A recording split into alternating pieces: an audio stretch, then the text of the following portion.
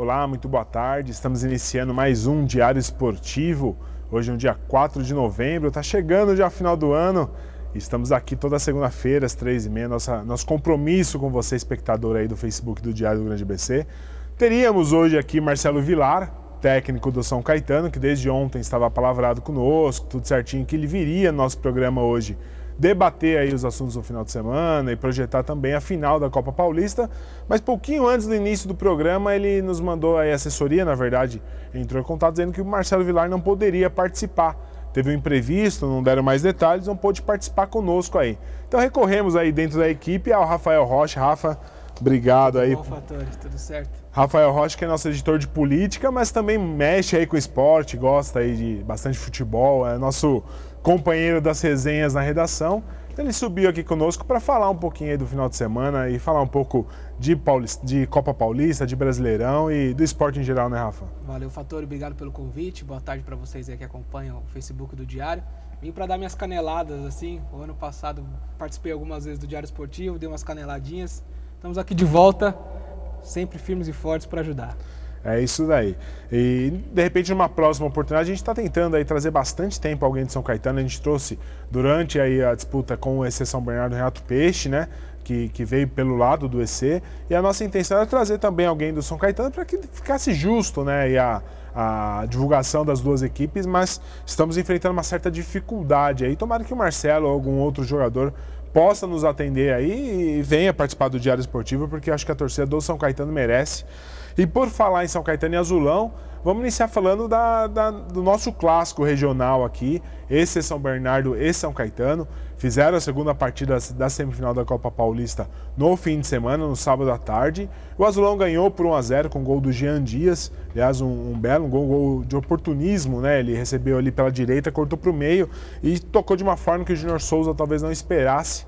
1-0 Azulão, o São Bernardo tentou, estive lá no Anacleto, do Campanella, o São Bernardo tentou de todas as formas, teve um lance muito contestado ali no final do jogo, um possível toque de mão do Max ali numa finalização, enfim, é um lance, aquele lance que talvez típico de VAR, talvez se tivesse o VAR, a gente poderia ter uma solução para essa jogada, mas o árbitro, o Salim Fendes, achou que não houve o toque intencional, acabou marcando só escanteio. Depois do jogo, o São Bernardo reclamou demais, quase chegou a ser agressão física contra o árbitro, enfim, mas o São Caetano está classificado, vai fazer a final da Copa Paulista contra o 15 de Piracicaba, que na outra chave passou pelo Mirassol, ganhou em casa aí com 10 mil pessoas nas arquibancadas, uma festa linda em Piracicaba, por 1-0 com gol do Gilberto Alemão, zagueiro.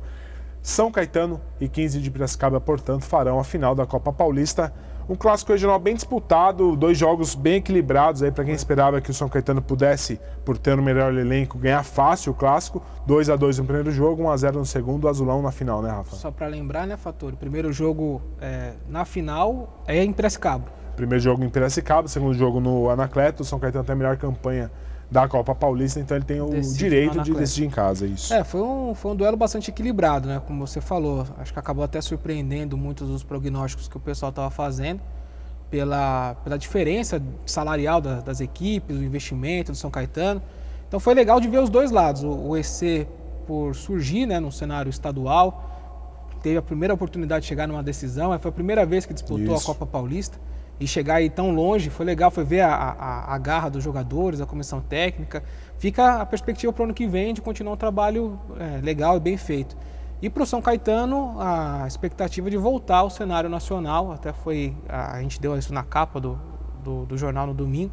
O São Caetano que disputou final de Libertadores, final de Brasileiro, poder voltar ao cenário nacional é importante para um clube tão tradicional aí da nossa região e que virou tradicional também no cenário nacional, né? Com certeza. É aquela coisa, para o torcedor do EC, para a diretoria, jogadores, eu acho que não há outra palavra a dizer parabéns pela competição que fizeram, né? O EC São Bernardo, um time debutante na Copa Paulista, um time da Série A3, mediu forças aí contra o São Caetano, por exemplo, que acabou de ser rebaixado da A1, ou seja, um time de Série A2, mediu forças contra o próprio 15 de Piracicaba, times estruturalmente melhores, digamos assim, times que já estão consolidados aí no cenário. E o Excelsior Bernardo fez uma campanha espetacular, deu dó de ver depois no vestiário, é claro. Cenas pós a eliminação ali, jogadores muito chateados porque sabiam que tinham, de fato, condição de ganhar do São Caetano, por mais que o investimento do São Caetano seja muito maior que o do Excelsior Bernardo. E o lado positivo, talvez, se a gente puder ver, primeiro falando do São Bernardo, é que leva aí um gosto de quero mais para uma Série A3, que é o grande compromisso do São Bernardo no ano que vem, de tentar subir para A2, talvez com a vaga aí numa Série D, não jogaria A3 com o mesmo afinco do que vai entrar agora, tenho certeza que vai entrar com sangue nos olhos, como a gente diz aí, para buscar essa vaga na A2, né, Rafa? Com certeza, fica talvez o aprendizado, né, de você conseguir enfrentar grandes times aí do cenário paulista, para uma competição também que vai ser bem difícil. Acho que para o EC ficou o gosto do primeiro jogo, né, Fattori? Poderia ter ganhado o primeiro jogo, levar uma vantagem. Durante a semana até os jogadores falaram muito isso, foram alguns vacilos que acabaram impedindo o EC de ir para o Anacleto com uma vantagem, poder jogar, especular mais o contra-ataque, e faltou pouco, né? Faltou pouco. Acho que até a confusão no fim do jogo ficou... É a questão da frustração mesmo, de você ter chegado tão perto, tão próximo, e talvez por um detalhezinho tão pequeno você não conseguir atingir a final e chegar também no cenário nacional. Mas dá para ver o copo meio cheio nesse lado que você está colocando mesmo. Trazer a experiência da Copa Paulista, dessa competição, e levar para jogar a Vera mesmo a Série A3. E o Felipinho falou depois do jogo que vai tentar manter aí toda a comissão técnica. É importante, acho que né? A comissão técnica é mais fácil de manter, porque aí é uma negociação talvez de salário, enfim. Agora os jogadores já têm uma dificuldade aí, porque 7 jogadores desse elenco são emprestados pelo Monte Azul, que vai jogar 2. Então aí fica mais difícil de você conseguir uma negociação com o Monte Azul e até com os próprios atletas que estão num nível acima estadual. Então, mas assim, eu imagino que vai haver uma negociação aí, talvez o São Bernardo consiga aí segurar alguns deles, e se não conseguir, certamente vai ao mercado, e o Fabiano, que é o diretor de futebol que foi responsável por montar o time, tenho certeza que vai ter condição aí de repor as peças que fatalmente sairão. O Johnny, por exemplo, que é o artilheiro, um dos artilheiros da Copa Paulista, jogou com até 11 no sacrifício, gols. né? Jogou, ele teve um estiramento no primeiro jogo, ele até brincou que falou que não iria sair, mesmo que o Peixe tirasse, ele não estaria do jogo, ele jogaria os 90 minutos e jogou. Enfim, é um jogador que mostrou aí qualidade técnica, vontade, ambição. Certamente o São Bernardo gostaria de continuar com ele, mas ele é um dos jogadores que vieram nesse pacote aí do Monte Azul. Mas vira vitrine, né? Sim. A campanha do EC vira uma vitrine também, querendo ou não, de você o ano que vem conseguir levar, imagina, o time para a Série A2, é importante. Para a carreira do jogador também, quanto mais ascender, é importante também. É isso aí, vamos falar do São Caetano agora. Você pode participar com a gente, manda pergunta aí. A gente puder, a gente responde aqui na medida do possível. O futebol regional agora está aquecendo aí as turbinas, pensando em 2020. Tem essa final do Copa Paulista, mas tem aí a Água Santa, começou a treinar. A gente vai falar do Água Santa, do Ramalhão, do Tigre aí com a parceria da Magnum, enfim. E o São Caetano, né, Rafa? O São Caetano vive um momento instável aí administrativamente, com alguns problemas graves até financeiros. Troca de acusações, né? Pois é, dentro da diretoria, o Nário pediu o afastamento, mas não se afastou, enfim. Me parece que o São Caetano está se preparando para uma turbulência aí sem precedentes na história recente do clube, que é um clube que sempre, não digo nadou em dinheiro, mas sempre esteve muito confortável em relação à parte financeira, né, com os aportes que o Saul Klein fazia aí, de acordo com a necessidade do clube, e agora vai ter que nadar e andar com suas próprias pernas, digamos assim, mas vem numa final de Copa Paulista que pode, já colocou o São Caetano no cenário, né? Vale, bom a gente explicar que o campeão da Copa Paulista escolhe entre uma vaga na Série D do Brasileiro, que certamente é o desejo de 15 e de São Caetano, e o vice fica com a vaga na Copa do Brasil. Então é mais ou menos isso que está se disputa aí na Copa Paulista. Mesmo com essa turbulência toda, o São Caetano está a um passo aí de voltar à Série D do Brasileiro, ou, na pior das hipóteses, na Copa do Brasil, que já é um prêmio, digamos assim, muito importante, né? É interessante ver como os jogadores estão sendo blindados de todos os problemas administrativos, como você colocou, né? A gente vê que clubes, quando começa a ter uma certa bagunça nos bastidores, fatalmente essa bagunça atinge o campo, e o São Caetano está conseguindo, pelo menos nos resultados, mostrar que esses problemas extra-campo não têm atrapalhado o rendimento e até os resultados colocados. Para o São Caetano é importante, né? Como a gente estava falando, voltar para o cenário nacional. É um clube que nacionalmente é muito conhecido e que vem em declínios sucessivos há muito tempo. Então precisava mesmo chegar numa final com condições, com um elenco forte, para voltar a ganhar e ter de novo aquela confiança no time vencedor, num cenário estadual como já ganhou o Paulista lá atrás. Então é importante ir para ver. A questão agora é ver a torcida, né? Como você colocou aí também, o 15 lotou o estádio deles em Piracicaba. Vamos ver como é que a torcida do São Caetano também vai reagir. Tem que lotar o Anacleto, um jogo de volta, para poder fazer o time conseguir disputar uma Série D, que acaba sendo o desejo maior, porque o calendário é um pouco mais extenso. A Copa do Brasil é aquilo, você joga um jogo, você pode perder, você ganha uma premiação financeiramente melhor, mas você perde e você está fora da competição nacional. A Série D permite você planejar um pouco melhor. Então vamos ver se a torcida comparece aí nos bons tempos, os tempos áureos que lotavam o Anacleto, para empurrar o Azulão também nessa final. É isso daí, nós tivemos aí nos 2 jogos do clássico, né, do ABC, tanto lá no 1º de maio quanto no Anacleto Campanella, 1.200 torcedores, 1.200 e alguma coisa. É pouco, né? Se você pegar pela média do São Caetano e do EC São Bernardo, digamos aí que foi 3 vezes o que eles levaram durante a competição. Então agora para uma final a gente espera que pelo menos aí umas 3, 4 mil pessoas aí possa ir no Anacleto, até porque é o jogo, como o Rafa disse no início do programa, é o jogo de volta, é ali que vai se definir o título da Copa Paulista, e eu não tenho dúvida nenhuma que o torcedor do 15 vai lotar lá o estádio, como lotou agora contra o Mirassol. O 15 que é um time muito popular lá em Piracicaba, é o time da cidade, é um time muito tradicional, e a torcida vem junto, e acho que a torcida do São Caetano tem sua responsabilidade nas mãos aí, de fazer algo muito similar aí, pelo menos encher a parte ali, aquela arquibancada descoberta aí, para dar uma força pro Azulão, porque é muito importante, eu tenho certeza disso, financeiramente, muito importante administrativamente, que o time vá para uma Série D de Brasileiro. Como o Rafa disse, a Série D começa em meados de maio e termina ali, aí é fases eliminatórias, mas o clube pode jogar até novembro se ele for avançando, mas mesmo que caia numa primeira fase, ele joga aí de maio até junho, julho, já são 3, 4 meses a mais do que o estadual, então é importantíssimo aí para o São Caetano conseguir essa vaga aí na Série D do Brasileiro. E após o jogo eu falei com o Jean Dias, falei com o Carl e falei com o Marcelo Vilar sobre essa crise financeira aí que o São Caetano está passando, e os jogadores, é isso mesmo, estão sendo blindados, eles tiveram uma conversa interna lá, e eles dizem que a ideia que foi passada para eles é que eles joguem bola e deixem esses problemas administrativos aí para a diretoria resolver.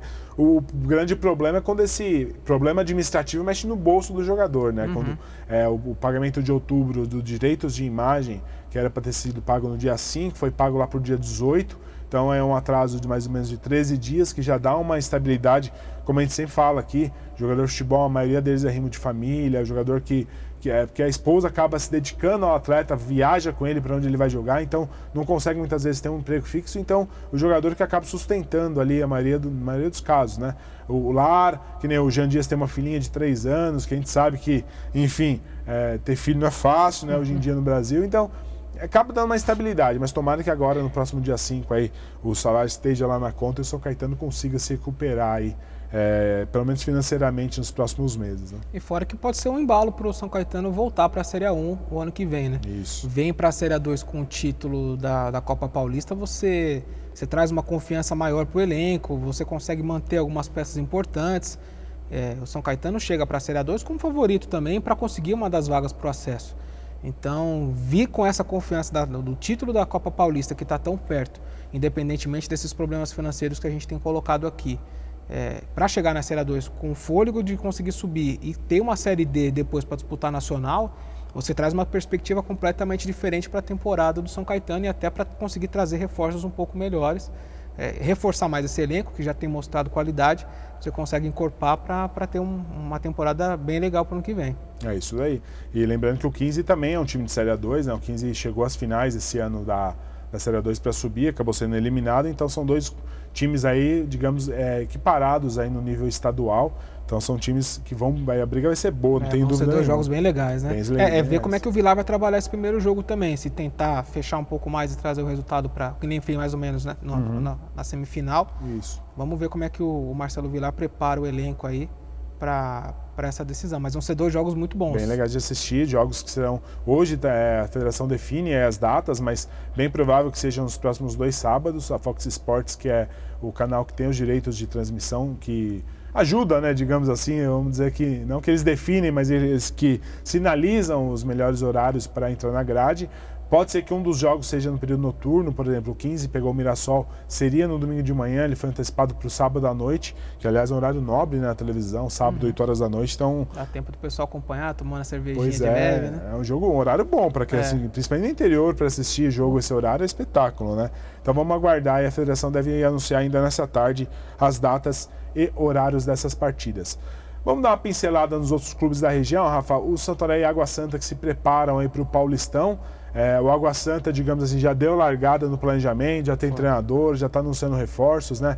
Tem o Fabrício, aquele jogador que é veterano, lateral esquerdo aí de passagens... Polêmico também, né? Polêmico, Passagem pelo Palmeiras, pelo Inter. Dá trabalho quase né? nenhum ali, né? Isso, Vasco, Cruzeiro. O Inter foi talvez a passagem, uma das mais marcantes, não por títulos, mas por ele... Jogou bem no Inter. Ele foi muito bem no Inter, mas a torcida pegou muito no pé dele. Bom, o lateral geralmente fica mais perto ali da torcida. Ele lateral esquerdo, e teve um jogo lá no Gauchão que ele atirou a camisa do Inter no chão depois de vaias, né? Até foi uma atitude...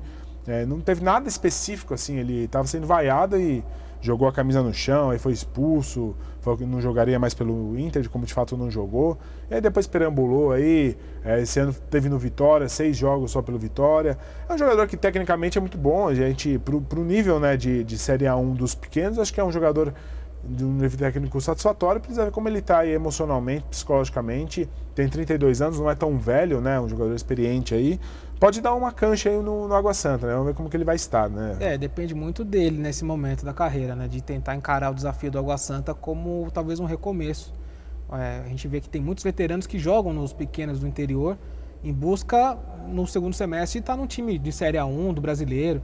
Mas se o Fabrício vem com essa mentalidade de conduzir esse time do Água Santa para tentar ficar, pelo menos, na Série A1 para o ano que vem, você traz uma estabilidade para o time e aí começa a projetar coisas melhores. Porque o Água Santa tem sofrido muito com esse sobe e desce, sobe e desce.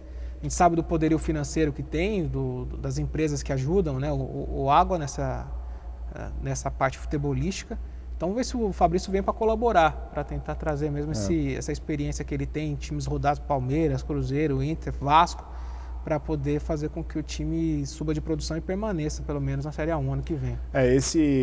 O Água Santa tem esse perfil, essa característica aí de buscar jogadores conhecidos no cenário, que já jogaram mais medalhões. Há 2 anos ele trouxe um time mais ou menos assim na Série A2 e quase se deu mal, quase foi rebaixado. Aquele time tinha o Wellington Saci, lateral esquerdo, jogadores muito veteranos que não encaixaram ali. O Água Santa quase caiu para a Série A3, conseguiu se salvar no final. Só que esse ano, por exemplo, trouxe também Celcinho, jogadores que muitos rodados aí, que deu resultado, né? Jogadores jogaram bem. Aliás, o Celcinho foi um dos melhores da A2. Ex-portuguesa, aquele que é o Ronaldinho Gaúcho cover, né? Surgiu pouco depois do Ronaldinho, né? Isso, então assim, o Água Santa tem esse perfil mesmo de buscar medalhões aí, acho que também acaba atraindo a curiosidade do torcedor de ver e até o Inamar assistir os jogos. Vamos torcer para que o Fabrício seja, além desse chamariz aí de público, seja também efetivamente um bom jogador em campo, tecnicamente traga resultados para o Água Santa, né? Agora o Santo André que está meio preocupante, não Pois tá, o torcedor do Santo André, aliás, eu tenho certeza que muitos estão assistindo aí, o torcedor do Ramalhão é muito assíduo aí do nosso programa, participa sempre conosco, e muitos me mandam mensagem, aí, reforço, como que tá? E olha, notícias não são muito animadoras não, por enquanto, pelo menos, nenhum jogador está com o preto no branco, digamos assim, contratado, anunciado, oficializado aí pelo clube. A única novidade que a gente deu aí no início da semana passada, aliás, a gente antecipou na segunda-feira, pouco antes do anúncio, é que o Paulo Roberto, aí, treinador, foi efetivamente contratado aí para ser o comandante do Ramalhão na A1. Paulo Roberto, que é um treinador que já trabalhou muito, foi muito bem no São Bento, trouxe o São Bento aí do uma 3 para uma 1, levou o São Bento para a Série B do brasileiro, enfim, fez um grande trabalho no São Bento. Também depois que saiu de lá não conseguiu emplacar grandes trabalhos não, esteve aqui já no Santo André numa Série D, abandonou o time no meio da temporada justamente para ir para o São Bento e depois trabalhou no São Caetano também, mas é um grande treinador. Eu acho que pelo que eu conversei aí com a diretoria, a escolha no Paulo Roberto, além de ser um cara tecnicamente competente, é um cara que tem muitos atletas na manga aí, a gente brinca, né, que treinador é muito amigo de jogador aí, então esse convencimento aí, porque o São André não vai conseguir pagar grandes salários, então o Paulo Roberto vai ter que ter esse trabalho, vem me ajudar aí, ganha um pouquinho menos aqui para depois você ganhar um pouquinho mais ali, enfim, a gente sabe que é mais ou menos assim que funciona. O Fernando Marchiori, que teve aqui nesse ano na 2, disse que foi muito mais ou menos assim que ele montou o time de Santo André, campeão da Série A2, então vai ser mais ou menos por aí, vamos ver a habilidade aí de negociação do Paulo Roberto com esses atletas. Né? Tem sendo bom, bonito e barato, pelo jeito. Você até trouxe a informação semana passada que o Santo André está de olho no Enan, o atacante foi decisivo 2 temporadas atrás para o Santo André, para permanência, fez gols decisivos, rodou alguns times aí, Figueirense, está no Botafogo, né? Botafogo de Ribeirão Preto. Tá a maior artilheiro da história do Red Bull. Ele foi muito bem no Red Bull, depois do Red Bull passou pelo São Bernardo. O Enan é muito conhecido aqui na região e virou ídolo da torcida de Santo André. O torcedor vai lembrar no jogo contra o Osasco, lá em Osasco. Você precisava ganhar o jogo para não cair, estava com um jogador a menos, o Paulinho, lateral esquerdo, teve um choque de cabeça, né? Acabou o Santo André mesmo não podendo substituir o médico até para preservar o Paulinho, tirou ele de campo, que ele estava se sentindo muito zonzo. Com 1 a menos, o Santo André tomou um gol de pênalti, o Zé Carlos, o goleiro, se machucou, ou seja, tudo errado para o Santo André sair, cair para a Série A2, e aí aos 40 minutos o Enan empatou o jogo, e aos 44, 45 ele virou o jogo, 2-1 Santo André contra o Osasco, e o Santo André naquela temporada se salvou. E daí ele virou ídolo, né? Não tem jeito, né? 2 gols numa situação, num ambiente como esse aí, o cara se torna instantaneamente ídolo. E né? Você que acompanha bastante os bastidores do Santo André, a gente estava falando de como o elenco do São Caetano está blindado com essas questões, esses problemas administrativos, né? A gente viu que, você trouxe até a reportagem, que essa história do Saul Klein investir no São Caetano também respingou no Santo André, troca também de farpas, enfim. Quanto que isso tem atrapalhado de alguma maneira o planejamento para o ano que vem ou não? Eu acho que atrasou, né? Porque o Saul Klein havia iniciado uma negociação com o Santo André para aportar dinheiro ali, ser um investidor, um patrocinador, ou fazer mais ou menos o que ele fez com o São Caetano. A gente não sabe qual que era o modelo que o Saul estava tentando entrar no Santo André, né? E a negociação foi fechada entre os advogados do Saul e o clube, né? Mas tudo indicava que o Saul queria ter uma gerência do futebol do Santo André, queria comprar, digamos assim, o futebol profissional que ele pudesse gerenciar. E ele acabou desistindo aí depois de uma auditoria, ele realizou uma auditoria no clube, né? Não só a parte financeira, mas deve ter encontrado outros problemas aí que o fizeram desistir. Ele usou a palavra harmonia, né? Que não estavam harmônicos a situação administrativa do Santo André com o seu perfil de investidor, e aí ele acabou abdicando aí do investimento, e isso atrasou em pelo menos uns 20, 25 dias aí o planejamento do Santo André, que já era para ter iniciado no início aí de outubro, então agora vai ter que correr atrás, né? Não vai ter jeito, vai ter que buscar aí no mercado. A gente sabe que a Série B está em atividade, o alvo dos times do Paulistão são os jogadores da Série B, mas muitos deles já estão apalavrados, então agora é difícil você conseguir convencer um jogador que já deu a palavra para um clube, né, voltar atrás. Além do Enan, tem alguns jogadores que, aí eu tô dizendo até pelo que eu conheço de proximidade com a diretoria, são jogadores que há muito tempo estão no radar, há muito tempo o Santo André quer contratar e não conseguiu trazer, por N motivos, às vezes é salário, às vezes porque já está apalavrado, mas são jogadores que eu não me surpreenderia de forma alguma de pintar no Ramalhão. O Zé Roberto é um deles, jogador que estava no Mirassol, no Paulistão esse ano, um jogador de beirada, a diretoria é apaixonada por esse jogador, ele é certamente que está na lista de reforços. O Roberto, que é outro atacante que jogou no Novo Horizontino, também é um jogador mais de... Foi destaque já do Paulistão algumas vezes, foi né? Ligeiro. Exatamente, é um bom jogador, esse é outro cara que certamente está na lista do Santo André. Então assim, o Santo André vai buscar com certeza esses jogadores que já são sonho de consumo há algumas temporadas, né? O Enan é outro que... Agora tem alguns jogadores que também precisa ver essa situação, que ainda não, o Santo André não definiu, por exemplo, o Wellington, zagueiro que está no Figueirense, né?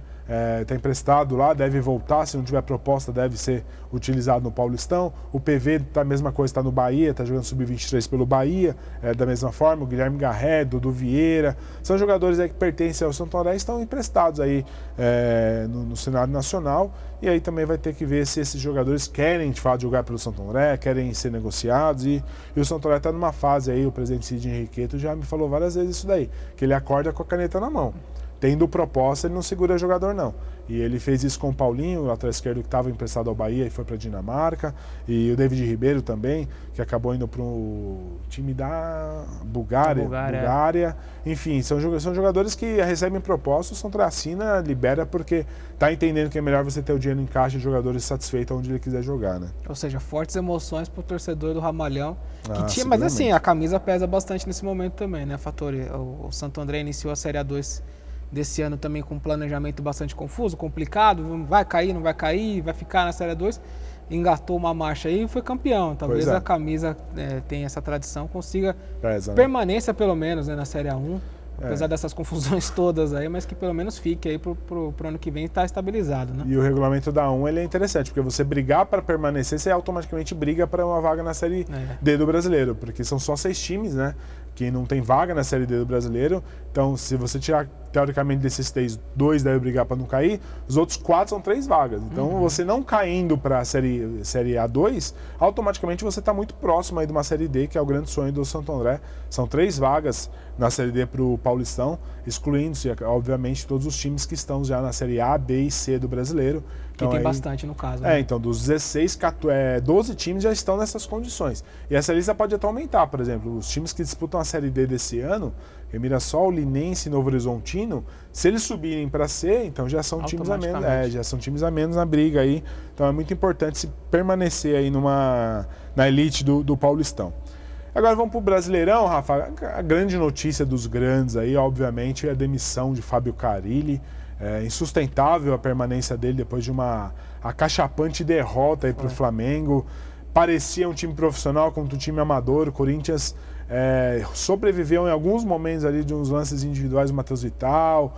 De resto, mais nada funcionou. O Gil, acho que teve uma atuação, mesmo tomando 4 gols, no 1 contra 1, ele conseguiu fazer alguns desarmes, mas o Flamengo dominou completamente as ações, quase 80% de posse de bola. De fato, pareceu um time amador contra um time profissional, 4-1. Não deu para segurar o Carille. Agora, o que será que a diretoria do Corinthians está pensando aí para esse restante de temporada, hein, Rafa? A entrevista do Andrés ontem, depois do Andrés Santos, do presidente, né, depois da demissão do Carille, deu a entender que a diretoria já pensa no ano que vem. Vai ser muito difícil você conseguir resgatar esse time aí para brigar por Libertadores. Ele já até falou que membros da diretoria devem ir embora, da comissão técnica permanente do clube também podem ser mandados embora, jogadores também devem ser mandados embora. Então o Corinthians está iniciando o planejamento para o ano que vem. O grande problema é decidir qual técnico que vai comandar isso aí tudo, né? O grande desejo da diretoria é o técnico do Atlético Paranaense, o Thiago Nunes, campeão da Copa do Brasil e da Sul-Americana.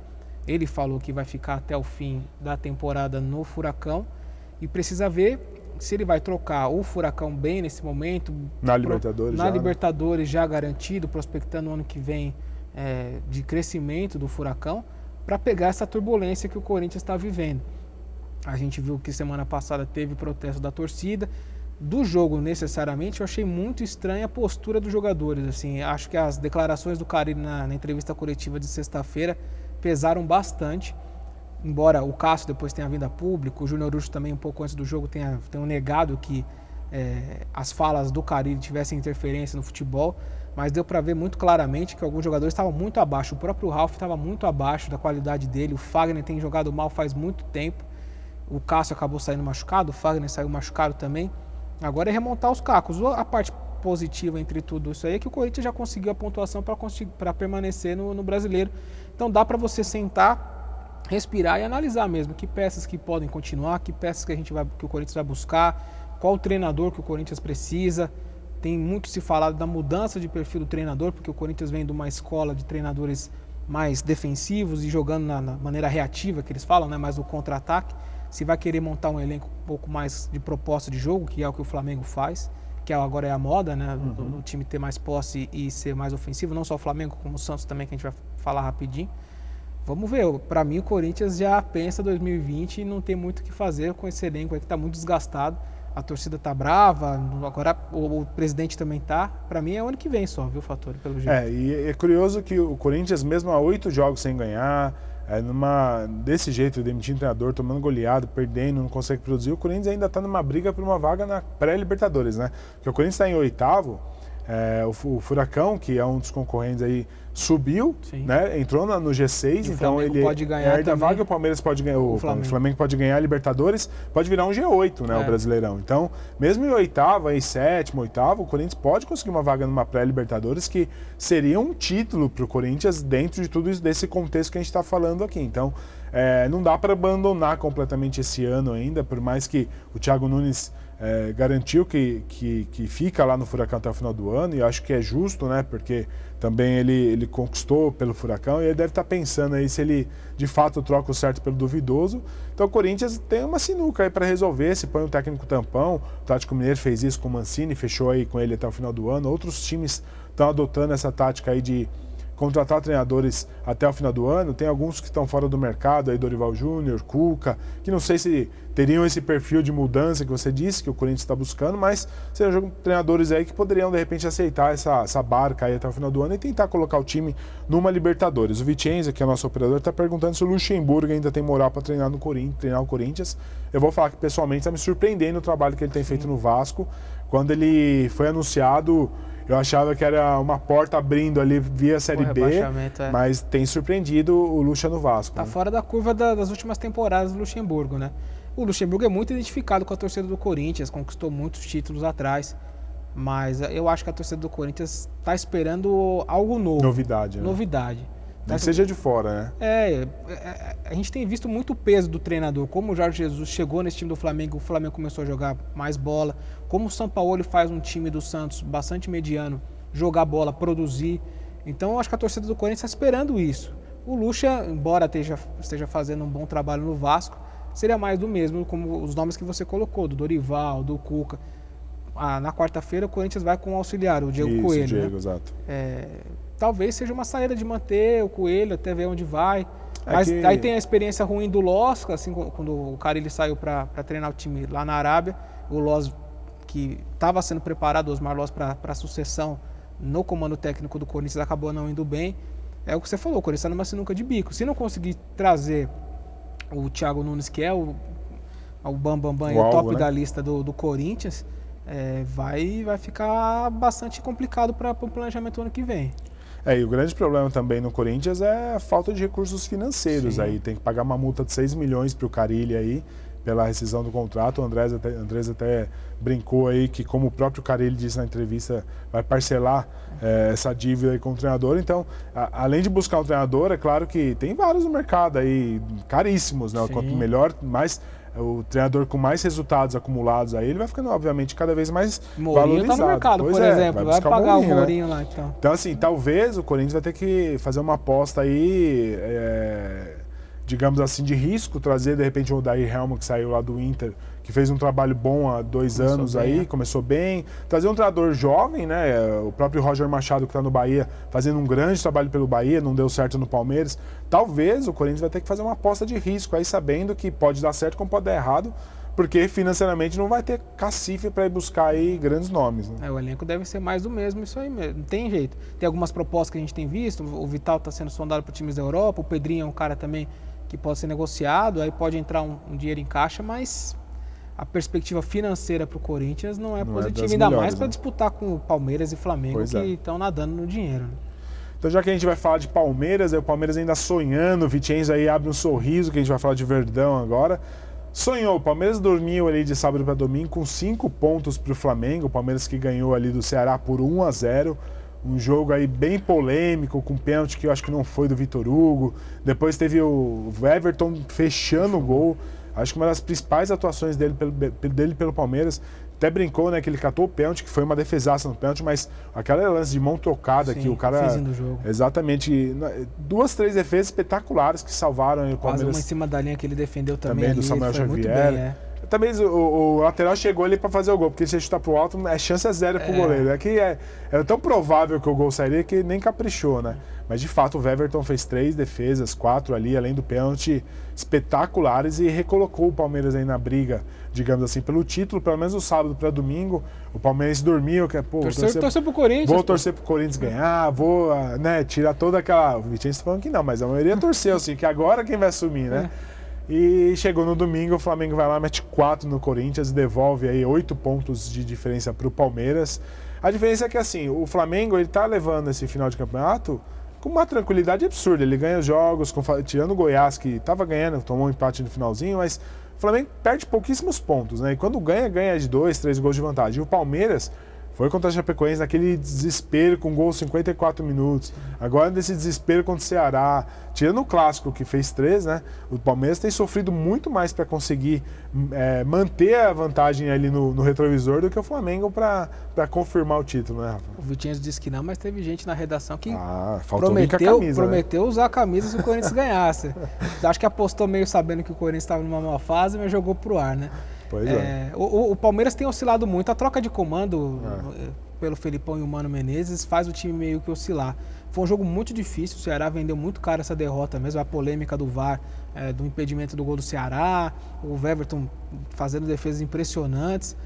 Acho que o Palmeiras tem que jogar e especular mesmo, assim. A gente não sabe até que ponto a chave do Flamengo vai estar totalmente virada pro brasileiro nesse mês.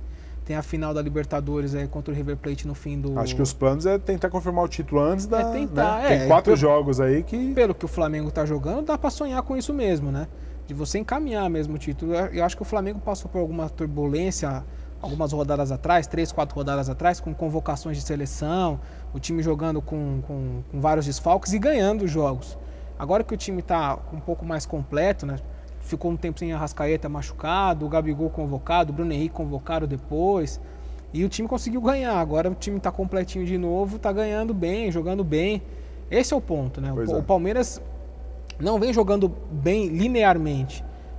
Quando o clássico, o Palmeiras jogou muita bola e o torcedor ficou esperançoso de que isso fosse virar uma tendência do time. Já contra o Ceará já não repetiu a atuação. Então, é esperar para ver. O Flamengo não tem dado brechas nenhuma de que vai oscilar para baixo nesse momento, mas vai que acontece e o Palmeiras tem que ganhar. Não pode perder pontos bestas em casa como esse. É ganhar como foi contra a Chapecoense, é ganhar nem que seja fórceps, para que esperar, se tiver de fato mesmo uma oscilação do Flamengo, você tá ali no calcanhar do time, né? Exatamente. O Vidinho está passando aqui que o Felipe Melo pegou 5 jogos de suspensão.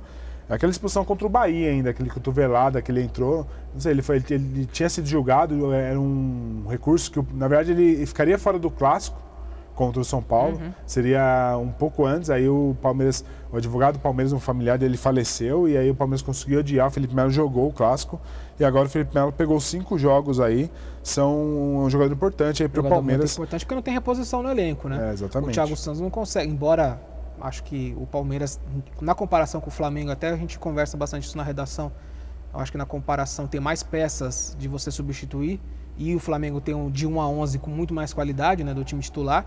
Mas nessa posição específica do Felipe Melo, a diferença entre o Thiago Santos e o Felipe Melo é muito grande. Muito grande, né? O Palmeiras, de fato, tem alguns equilíbrios no elenco aí que precisa corrigir também se quer estar no patamar aí como tal do Flamengo. Ele está me dizendo que foi 5 jogos pelos gestos obscenos na Vila Belmiro. O Felipe Melo é quase nada polêmico, né? Acho que não faz parte da rotina dele, aí, digamos assim. Quase não gosta, né? Pois é. Por falar em Vila Belmiro, vamos engatar o Santos aqui, Santos de Sampaoli, que voltou a ser o Santos que a gente já estava acostumado, né? Um time de intensidade absurda, tentou aí, amassou o Botafogo, cometeu alguns vacilos na zaga, que também faz parte desse Santos do Sampaoli, mas ganhou por 4 a 1 com o Soteldo aí. Muito santista hoje pedindo o Soteldo na seleção brasileira, aí, pedindo a naturalização do venezuelano. Fez uma grande partida, fez 2 bonitos gols aí, ligeiro demais, é muito rápido o Soteldo. Marinho foi muito bem também, o Sacha, que é um dos jogadores mais contestados aí pela torcida, mas tá metendo os golzinhos ali quase todo jogo, enfim. O Santos voltou a ser o Santos que a gente estava habituado aí de início de temporada, né? É bom para consolidar o trabalho do Sampaoli de vez, né? Ficou nas últimas rodadas que o Santos deu uma oscilada, muita gente colocou em xeque o trabalho do argentino. Dá para ver claramente que se não houvesse o Sampaoli nesse time do Santos, a situação do time no brasileiro ia ser muito difícil. O Santos é o que a gente tem falado, joga no fio da navalha, o time é aquilo e que o Sampaoli consegue extrair algo desses caras e que a gente não consegue entender. Tudo bem, o Soteldo é um bom jogador, o Sanches também é um bom jogador, mas o Sacha, o que ele consegue fazer, o Sacha fazer gol, por exemplo, é uma coisa inacreditável. Verdade. Praticamente. Né? E o time é isso, pressionando, marcando em cima, uma intensidade muito grande do começo ao fim do jogo, Botafogo que vem oscilando, vem caindo pelas tabelas. O Alberto Valentim não está conseguindo dar nova cara pro Botafogo. não teve nem chance. Nem chance. E é engraçado que o São Paulo ele faz umas mudanças que acho que nem o jogador entende. O Sanches, que é o principal jogador, vira e mexe, está no banco. Agora o Vitor Ferraz, que era o capitão lateral, jogador aí que até há pouco tempo está sendo ventilado na seleção brasileira. O Pará sumiu a lateral direita ali. O Jorge mesmo vira e mexe, está no banco do Felipe Jonathan. Enfim, o São Paulo é meio maluco, mas sempre foi assim o estilo dele. Ele gosta desse rodízio de... Eu acho que é para deixar o grupo todo em alerta ali, que todo mundo pode jogar. Esse Evandro que apareceu aí virou um intocável aí dentro do elenco, enfim. E tá dando certo e, como eu concordo totalmente, se o Santos não tivesse com o São Paulo e tivesse com um treinador habitual dos que a gente já conhece, estaria brigando aí do 10º para baixo, não tem dúvida nenhuma que se o Santos conseguir, né, ratificar essa vaga aí, tá bem confortável ali no G4, conseguir ratificar essa vaga na Libertadores, 80%, 70% aí, certamente a responsabilidade é do São Paulo, não tem dúvida nenhuma sobre isso.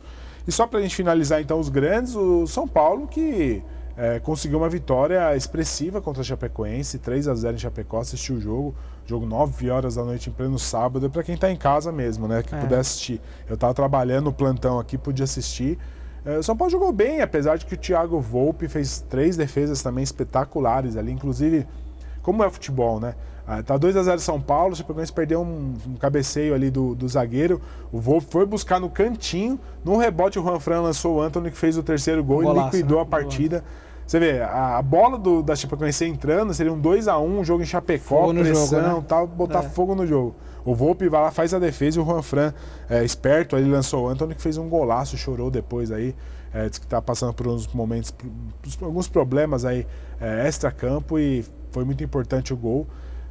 Um resultadaço pro São Paulo, apesar da Chape estar lá embaixo, jogar em Chapecó nunca é fácil, e o São Paulo se ratificando aí, consolidando aí também no G4, né, Rafa? Tá trocando pneu com o carro andando, com a mudança muito drástica do que era o Cuca para o que é o estilo do Fernando Diniz, né? E o time está tentando se encaixar nesse processo de que agora é jogo quarta e domingo, e tem conseguido resultados expressivos, a despeito da derrota pro Palmeiras no Clássico. É importante alguns jogadores se firmarem, né? E vou até puxar um destaque para o Thiago Volpi, que depois de tanta instabilidade no gol do São Paulo, com os goleiros após a aposentadoria do Rogério Ceni, acho que o São Paulo de fato achou um goleiro mesmo. Agora é manter o Thiago aí por mais temporadas, é incontestável. Aquele começo de temporada com briguinhas dele com o Jansen, você não escuta falar mais. Então é um jogador que ficou fundamental no time. E agora encaixar, o time começar a jogar melhor com o Fernando Diniz, que é um cara que gosta de propor jogo, ver se o Daniel Alves consegue jogar todo o futebol que ele tem à disposição, conseguir encaixar o Juanfran nesse estilo de jogo também, os moleques do São Paulo conseguirem jogar melhor. Vamos ver também se consegue extrair mais do Pato, de alguns medalhões aí que vão ficar. E o Pablo voltar a jogar, né? O Pablo precisa jogar, né? Espantar essa fase de lesões aí para poder voltar a jogar bem. E pro ano que vem, se o São Paulo estiver na Libertadores, as perspectivas são muito boas mesmo pro São Paulo. E o Thiago Volpi, que tem contrato até o final do ano, aí o São Paulo deve exercer aí o direito de compra dele do time mexicano, né? Exatamente, e de fato, acho que é um cara que chegou e tomou conta aí da meta do tricolor. Vamos partindo para a reta final, encerrando o programa aqui. Os destaques do final de semana também tivemos Lewis Hamilton confirmando aí o 6º título da temporada da Fórmula 1, um passeio da Mercedes, já consolidar também o título de construtores, Bottas vice-campeão também. Na corrida o Bottas acabou em primeiro no GP dos Estados Unidos, o Hamilton foi segundo, mas também fez diferença alguma. Ele podia terminar lá atrás, que mesmo assim seria campeão. Mostrando aí um domínio absurdo da Mercedes, e agora teremos o GP do Brasil de Fórmula 1 no final de semana do feriado, né, 16 e 17 de novembro. Então, assim, a oportunidade para quem gosta de automobilismo acompanhar de perto aí o Hamilton já passeando de fato aí, já a temporada tem quase nada em disputa, restam duas etapas ainda, mas merecidíssimo é o título do Hamilton pelo que a Mercedes tem feito aí no calendário, na temporada, nada mais justo do que isso. E também durante a semana agora, né, Rafa, temos rodada Brasileirão, nesse meio de semana, no próximo final de semana também. Semana cheia aí, muita novidade aí no futebol regional, certamente anúncios de reforços. É uma semana importante aí para o esporte, né? Vamos ver como é que vai ser. Vai ser rodadas decisivas para o brasileiro, né? Se o Flamengo conseguir ganhar e o Palmeiras não conseguir, é encaminhamento mesmo do título para o Flamengo para ir para a final da Libertadores mais tranquilo.